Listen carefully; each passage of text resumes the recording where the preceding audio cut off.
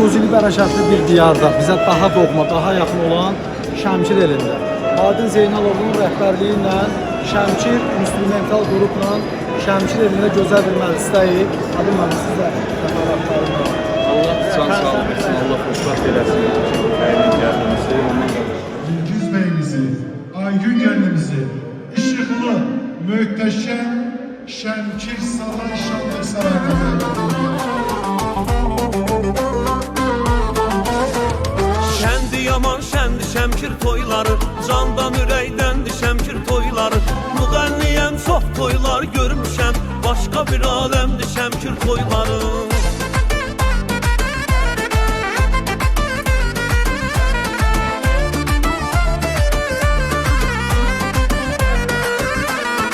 Toy mübarek olsun çünkü Şəmkir toyudur.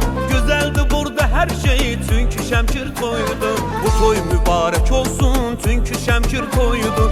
Güzeldi burada her şey çünkü Şəmkir toyudur. Süzülübdü sevinçle, sevgi dolu qədərlə, hamı oynayıp gülür, şadlı bugün ürəklə.